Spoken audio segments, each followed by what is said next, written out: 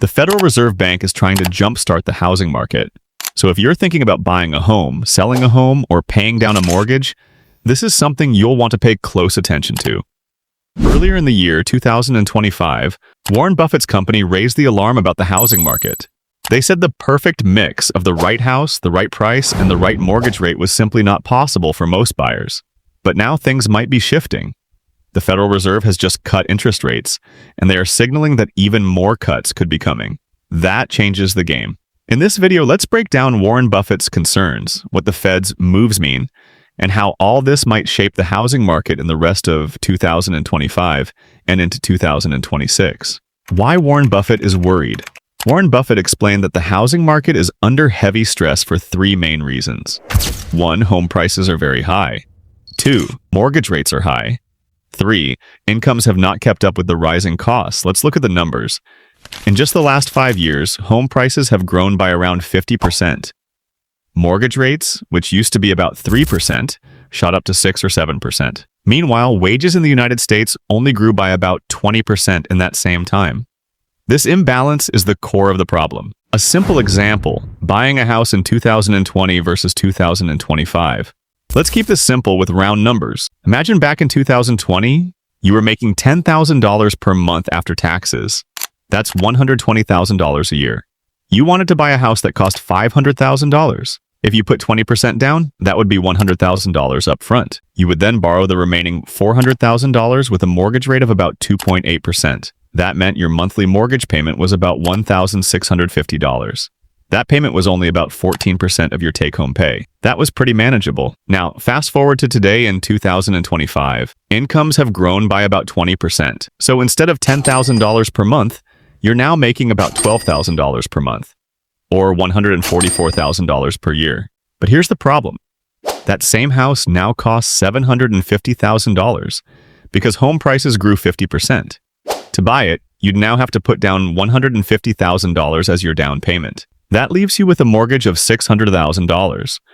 And instead of 2.8%, the mortgage rate might now be 6.5%. Borrowing more money at a higher rate pushes your monthly payment up to about $3,800.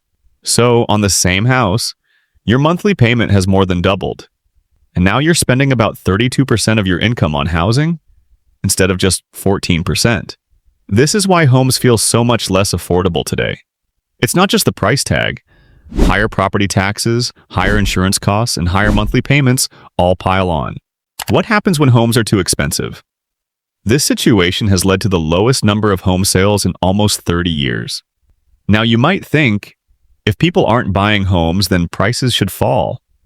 But that's not always how it works. Here's why. When someone lists their home for sale, if they get an offer that's higher than their asking price, of course they'll take it. But if they get an offer that's much lower, they often won't sell. Instead, they'll wait, hoping for a better offer later. So homeowners are quick to raise prices when the market is hot, but they are much slower to cut prices when the market cools. This sticky pricing keeps housing costs high even when sales slow down. 3 ways housing can become more affordable. So, what could make homes more affordable? There are really 3 possible scenarios. Number 1, wages go up. If incomes rise while home prices stay the same, housing naturally becomes easier to afford. Number 2, home prices fall. If that $750,000 home dropped to $650,000 or even $550,000, affordability would improve. But there's a downside. Falling home prices can leave current owners with negative equity, meaning their mortgage is bigger than the value of their home. That can lead to foreclosures, bankruptcies, and even a recession. Number 3, mortgage rates drop. If you can borrow at a lower rate, your monthly payments shrink, even if home prices stay the same. This is why the Federal Reserve cutting rates is such a big deal. The role of the Federal Reserve. Now let's talk about how this works. The Federal Reserve doesn't directly set your mortgage rate.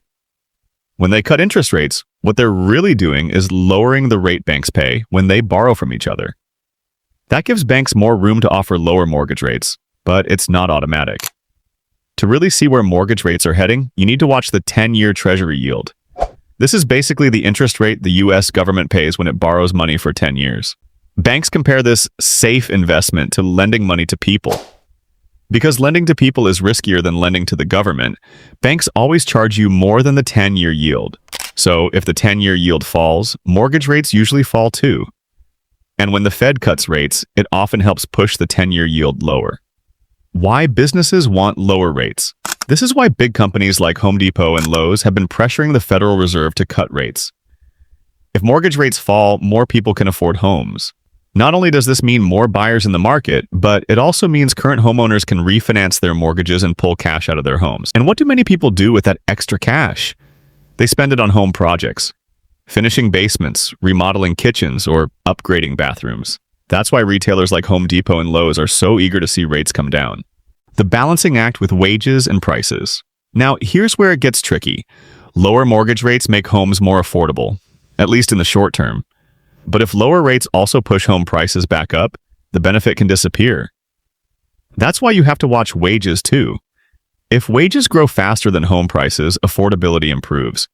But if home prices grow faster than wages, the problem only gets worse. This balancing act is what makes the housing market so unpredictable. What to expect in 2025 and 2026?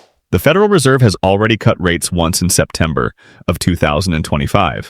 And they've signaled they want to cut more in the rest of 2025 and into 2026. President Trump has also been publicly pushing for lower mortgage rates. But remember, the ultimate direction of housing prices comes down to supply and demand. On the supply side, it depends on how many people are willing to sell and how many new homes are being built. On the demand side, it's about wages, consumer confidence, and of course, mortgage rates. When mortgage rates drop, demand usually goes up, which can push prices higher again. That's why predicting the housing market is never a straight line. Why this matters for you. If and when interest rates continue to fall, one of the very first industries to feel the impact will be housing. More people may buy homes, more people may refinance, and more people may pull cash out of their homes. This ripple effect impacts construction, retail, banking, and the broader economy. But here's the key point. Some people will get richer from these changes, while the average person may still be left behind. That's why understanding what's happening and becoming an investor is so important. The best way to build wealth long-term is not to try to predict every recession or crash, because no one can. Instead, it's to steadily invest so you can take advantage of opportunities that others overlook. A quick history lesson. And just to give some perspective, let's remember the early 1970s. Back then, the United States government had borrowed so much money that President Richard Nixon cut the tie between the US dollar and gold. He announced, "I have directed Secretary Connally to suspend temporarily the convertibility of the dollar into gold." He said temporarily, but of course that change became permanent. It reshaped the way money works in our economy. And just like then, decisions made by the Federal Reserve today, whether cutting rates or supporting housing, can create long-lasting ripple effects. So here's the bottom line. Housing has become less affordable because home prices grew by 50%, mortgage rates doubled, and wages only grew 20%. The Federal Reserve is now cutting rates to make mortgages cheaper. But whether this really helps affordability depends on what happens to home prices and wages. If you want to keep up, watch three things: wages, home prices, and mortgage rates. These will decide the future of the housing market in 2025, 2026, and beyond.